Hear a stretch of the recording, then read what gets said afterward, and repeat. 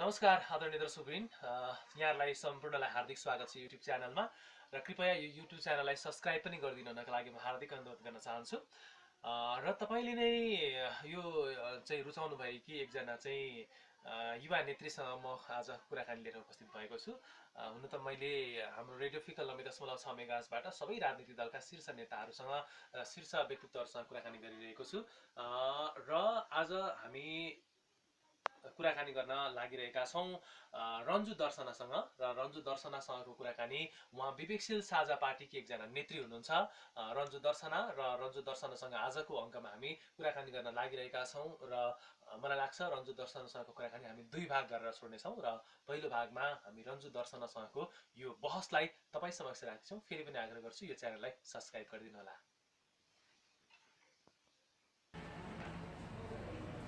रन्जुजी, यहाँलाई स्वागत छ। आरामै हुनुहुन्छ? अहिले चुनावी प्रचार प्रचारको सिलसिला मिलामा है? हजुर, कस्तो छ तपाईँको चुनावी दौडधुप? दौडधुपमा केही नै छ, तर सबै ठाउँमा एकदमै धेरै उत्साह छ, सकारात्मक पाएका छौँ। सकारात्मक हुनुहुन्छ है सबै। तपाईँ कसरी टाइम म्यानेज गर्नुहुन्छ? जस्तै अब मैले अघि तपाईँको कार्यक्रम हेरेँ होइन, अब 2 घन्टा आदि कार्यक्रम हो, झन्डै 2 घन्टामा सेल्फी खिच्नै लाग्दो छ तपाईँलाई है? अनि सेलिब्रिटी टाइपको हुनुहुन्छ तपाईँ? हजुर, म आफै सेलिब्रिटी टाइपको भन्दा पनि धेरैजनाले चाहिँ मै जस्तो नेतृत्व चाहिँ कहिले राजनीतिमा आउँछ, युवाहरूको माया छ तपाईँलाई? युवाहरूको माया छ हो। हजुर, अलिकति बताइदिनु न। जस्तै विवेकशील साझा पार्टीको चर्चा देशव्यापी रूपमा छ होइन। अब इलाममा त भर्खरदेखि चुनावदेखि मात्रै अलिअलि विवेकशीलको चर्चा परिचर्चा चल्न थालेको छ, तर पनि यो चाहिँ सोसियल मिडियाहरूबाट इलाम पनि यो विवेकशीलको चर्चाबाट अछुत त थिएन होइन। औपचारिक रूपमा इलाम आउनुभयो र यसरी विवेकशील साझा पार्टीको चुनावी प्रचार लगायतमा व्यस्त हुँदा चाहिँ कस्तो पाउनुभयो इलामको सन्दर्भमा अथवा यो पूर्वी भेगमा? पूर्वी भेगमा आज तेस्रो दिन हो। पूर्वी भेगमा समग्रमा भन्नुपर्दाखेरि पूर्वी भेगमा आएको चाहिँ प्रथम पटक होइन, दोस्रो पटक नै हो औपचारिक रूपले। प्रथम पटक चाहिँ यो दोस्रो चरणको चुनाव हुँदाखेरि आएका थियौँ। त्यतिखेर पनि कस्तो अवस्था थियो भनेदेखि हाम्रो उम्मेदवार साथीहरू पहिलोचोटि आउनुभयो, उम्मेदवारी पहिलोचोटि दिइरहनु भएको थियो त्यो ठाउँहरूमा, र प्रचार प्रसारको निकै कम समय मिलेको भएर त्यतिखेर उत्तिकै राम्रो रिजल्ट आउन सकेन। तर यतिखेर चाहिँ विकल्प, दरिलो विकल्प छ भन्ने मान्छेहरूले पाइसक्यो र त्यो पाइसकेपछि पनि सचिन गर्ने जस्तो एकदमै राम्रो वक्ता, सँगसँगै पृष्ठभूमि, उनको शैक्षिक पृष्ठभूमि पनि राम्रो भएको मान्छे भेटिसके पछाडि चाहिँ जनताहरूले सायद के सोचिरहेछन् भने पटक पटक धोका दिएका बुढा नेता भन्दा त यो भर्खर आएका अगाडि बढायो भने उसले के गर्छ के भनेर सोचेका चाहिँ छ नै। हजुर, अहिले बताइदिनु न, देशैभरि तपाईँहरू चुनावी प्रचारको क्रममा हुनुहुन्छ। तपाईँ त काठमाडौँ महानगरपालिकाको एउटा मेयर जस्तो पदमा उठेर सम्मानजनक 23,000 भन्दा बढी मत प्राप्त गर्नुभएको एकजना व्यक्ति हुनुहुन्छ होइन। अब 2070 साल मङ्सिरबाट तपाईँले चाहिँ अब विवेकशील नेपाली पार्टीबाट यो यात्रा सुरु गर्नुभयो। यसभन्दा अगाडि के थियो तपाईँको? केही त्यस्तो अन्य पार्टीहरूप्रति लगाव थियो? मेरो कुनै पार्टीप्रति लगाव थिएन। मेरो कुनै अरू पार्टीप्रति नै लगाव भएको विवेकशीलभन्दा अगाडि उहाँहरूसँग जोडिएकी हुन्थ्यो होला। तर मलाई अहिले आम मानिसलाई जस्तै उतिखेरदेखि नै वितृष्णा थियो। वितृष्णा के महिनामा थियो भनेदेखि मैले खालि विद्यार्थीहरूले नै विद्यालय बन्द गरिरहेको देखिरहेकी थिएँ, टायर बालिरहेको देखिरहेकी थिएँ, र उनीहरूलाई सघाउन चाहिँ ठुला नेताहरू तत्पर देखिरहेकी थिएँ। त्यो कदापि मेरो मनलाई चाहिँ त बुझ्दो कुरा भएन। र उहाँहरूले जति भाषण गरे पनि देशको अवस्था जिउको त्यो नै थियो। धेरै वर्षदेखि भनौँ, मेरै आमा सानो भएदेखि विकासशील डेभलपिङ कन्ट्री हो, यो विकास उन्मुख देश हो भन्दै पढिरहनु भएको थियो। मै सानो हुँदा नि पढिराखेँ। अहिले म ठुली भइसकेँ, आफै मेयर पदको उम्मेदवार नै, तर अहिले पनि त्यही लाइनै छ भनेपछि देशको अवस्था जिउको त्यो पारिरहनुको लागि पनि उहाँको निकै नै ठुलो भूमिका छ र यो जिउको त्यो अवस्थालाई तोड्नै पर्छ र हामी योभन्दा अगाडि चाहिँ बढ्नै पर्छ भन्ने नै हाम्रो मुख्य लक्ष्य हो। र मैले यो भनिरहँदाखेरि चाहिँ के कुराहरू चाहिँ यहाँ छ प्रश्न पनि पार्न चाहन्छु। जस्तै कुन महिनामा हामी पछि पऱ्यौँ भन्दाखेरि रोजगारको मामलामा पछि पऱ्यौँ, शिक्षाको मामलामा पछि पऱ्यौँ र सबभन्दा मुख्य सुशासनको मामलामा पछि पऱ्यौँ। र यो तीनैवटा मामला चाहिँ राम्रो नियत भएको नेताले चाहिँ समाधान गर्न सक्छ र त्यही राम्रो नियत र राम्रो चरित्र भएको उम्मेदवारहरू लिएर यसपालि चुनावमा उम्लिएका छन्। हजुर, अब आज जुन फिकाउमा भएको कार्यक्रममा नि मैले यसो विचार गरेँ, त्यहाँनिर प्रायः जस्तो युवाहरू बढी हुनुहुन्छ होइन। यो पार्टीमा अलि बढी युवाको आकर्षण भए जस्तो आवाज हुन्छ। के छ विवेकशीलको खास गरी चाहिँ तपाईँहरूको चाहिँ नीति अथवा एजेन्डा अथवा परिकल्पना भावी नेपालको? खासमा अहिले विवेकशील साझा पार्टी मात्रै होइन, देशमा जुन जुन विद्यमान पार्टी छ सबैमा युवाको आकर्षण हुनुपर्ने थियो। तर ती पार्टीहरूमा किन युवाको आकर्षण छैन र विवेकशील साझामै किन युवाको आकर्षण बढिरहेको छ? हाम्रो लागि त यो राम्रो कुरा हो, तर पुराना दलहरूले सोच्नुपर्ने कुरा हो। किनभने अहिले नेपालको जनसङ्ख्या हेर्नुभयो भनेदेखि आधाभन्दा बढी जनसङ्ख्या त युवाकै छ। त्यसको माने यो हो कि नेतृत्वदायी भूमिकामा अब युवा बाहेकको अरू विकल्प छँदै छैन। एउटा त्यो भयो। अर्को चाहिँ युवाहरू धेरै देखिनु भएको हो, तर पाका मान्छेहरू पनि हाम्रो साथमा हुनुहुन्छ जो देखिन चाहनु भएको छैन, तर हामीलाई सल्लाह सुझाव दिएर हामीलाई अगाडि बढ्नलाई चाहिँ प्रेरित गरिरहनु भएको छ। हजुर, तपाईँ एकजना अब युवा हुनुहुन्छ होइन, अब कलिलो उमेरमा राजनीति यात्रा सुरु गर्नुभएको छ र छोटो समयमा देशव्यापी रूपमा एउटा चर्चाको एउटा विषय जस्तो बन्नुभएको छ। तपाईँ एउटा चाहिँ राजनीतिक महिलामा कलिलो उमेरको महिला र लामो समयसम्म सङ्घर्ष गर्ने महिलाहरूभन्दा पनि तपाईँलाई धेरैले रुचाएका छन् अथवा चर्चाको शिखरमा हुनुहुन्छ। यो तपाईँको उमेर 21-22 वर्षको उमेर, अब चाहिँ खास गरी एउटा चाहिँ धेरैको चाहना भनेको म डक्टर बनौँ, इन्जिनियर बनौँ अथवा त्यसको लागि चाहिँ एउटा वे तय गरौँ भन्ने पढ्ने लेख्ने लगायतको कुरा पनि बढी हुन्छ। तपाईँ यही उमेरमा राजनीतिमा लाग्नु भएको छ, अलिक बताइदिनु यो कसरी सोच आयो यसको कारण?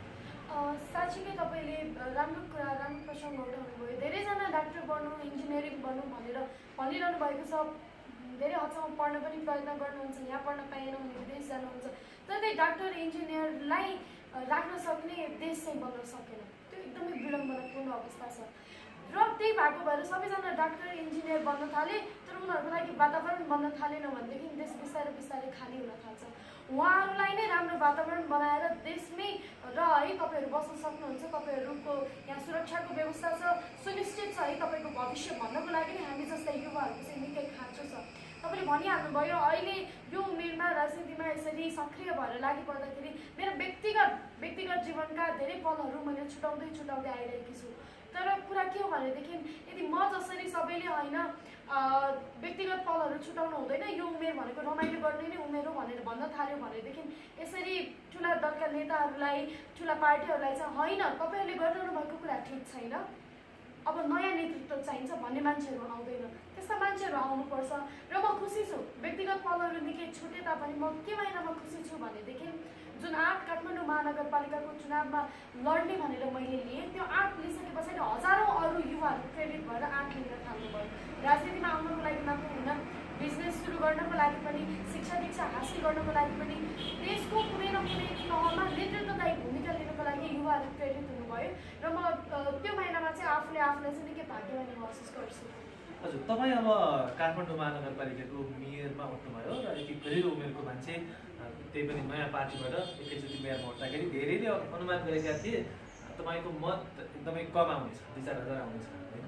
तर अब यतिका धेरै मत तपाईँले ल्याउनुभयो, जुन लामो समयदेखि सङ्घर्षरत पार्टी अथवा त्यो पार्टीको सङ्गठन भएको पार्टीलाई पनि तपाईँले पछि पार्नुभयो र यो कस्तो तपाईँले यस्तो अपेक्षा गर्नुभएको थियो कि थिएन र यसरी यति छोटो समयमा यति सानो उमेरको मान्छे यसरी मत ल्याउनु पछाडि के कारण देख्नुहुन्छ? हेर्नुहोस्, हामीले त सम्मानजनक मत पायौँ त्यतिखेर, तर अहिले जो मेयरले जितेर जानुभएको छ भोटर्सहरू पश्चाताप गर्दै हुनुहुन्छ हामीले कसलाई जितायौँ भनेर। किनभने उहाँले काम गरेर देखाइरहनु भएको छैन। 100 दिन बित्यो, 200 दिन बित्यो, तर उहाँले राम्ररी काम गरेर देखाइरहनु सक्नु भएको छैन। यसको मतलब यो हो कि उमेर कलिलो अथवा उमेर पाएको भन्दा पनि त्यो उम्मेदवार कति आफ्नो जनतासँग कनेक्ट हुन सक्छ, कति भिज्न सक्छ, त्यो नै महत्त्वपूर्ण कुरा हो। र म फेरि पनि भन्छु, काठमाडौँका जनताले युवा नेता चाहिरहेका थिए, युवा नेतृत्व चाहिरहेका थिए र म त्यतिखेर त्यो समयमा प्रतिनिधित्व गर्न सक्ने एउटा पात्र भने, त्यही भएर उहाँहरूले माया गरिरहनु भयो। अहिले पनि एकदमै धेरै माया गरिरहनुहुन्छ। अहिले पनि धेरै सभा समारोहमा जाँदाखेरि तपाईँ मेयर हुनुभइदिएको भए कमसेकम एउटा समस्याको समाधान चाहिँ हामीले पाउँथ्यौँ। तपाईँले ठुलो बाचा पनि गर्नुभएको थिएन, तर हामीलाई त्यो समयमा देखाइएको ठुलो भ्रामिक सपनाहरूमा हामी अल्झ्यौँ। हामी किन अल्झ्यौँ भने उहाँहरू पश्चाताप गर्दै हुनुहुन्छ। र यो भोट धेरै आउनुको पछाडिको रहस्य एउटै हो। के रहस्य हो भनेदेखि समयको माग थियो युवाको नेतृत्व र समयको माग अनुसारको आपूर्ति पनि दिन सक्यो युवा नेतृत्व, यानि मैले उम्मेदवारी पनि दिएँ र सबैजनाले रुचाउनु भयो। हजुर, तपाईँले त्यतिखेर पनि म एउटा रचनात्मक भूमिका खेल्छु भन्ने अभिव्यक्तिहरू पनि दिएको हामीले पत्र पत्रिका वा टेलिभिजनमा हेरेका थियौँ, पढेका थियौँ होइन। अब तपाईँ लगभग 23,500 आसपासको जनताको त अब मेयरै हुनुहुन्छ होइन। अब लगायत तपाईँले एउटा चाहिँ रचनात्मक हिसाबबाट चाहिँ भावी नेतृत्व जसले दिन्छ त्यसलाई म साथ दिन्छु भनेर तपाईँले अब हार्ने सुनिश्चित भइसकेपछि अथवा अब विजय नहुने सुनिश्चित भइसकेपछि बोल्नु लाग्थ्यो। अहिले के छ त तपाईँको त्यो 23,500 अथवा समग्र चाहिँ जनताको लागि तपाईँले गर्दै गएको रिसेन्ट काम? मैले इमान्दारीका साथ म साथ दिन्छु भनि नै रहेँ, म साथ दिन तत्पर पनि छु। तर मैले एकल साथ दिन हुँदैन, साथ लिने मान्छेले म साथ लिन्छु भन्ने आँट गर्नुपर्छ। मेयरज्यूले साथ लिने आँटै गर्नु भएन। धेरैचोटि सम्पर्क गर्न खोजेँ, धेरैचोटि केमा समस्या परेको छ त ल काठमाडौँको जनताले जिताउनु त जिताइसके, 5 वर्षको लागि हामी सबैको मेयर तपाईँ नै हुनुहुन्छ, तर कामकाजहरू भइरहेको छैन, केमा अल्झिरहनु भएको छ? हामी साथ दिन खोज्छौँ, म सहयोग गर्छु। अहिले मेरो साथमा धेरै युवा साथीहरू हुनुहुन्छ, आमा दिदीबहिनी बुवाहरू हुनुहुन्छ, भन्नुहोस् न भन्दाखेरि मेयरज्यूले आँटै गर्नु भएन साथ लिने।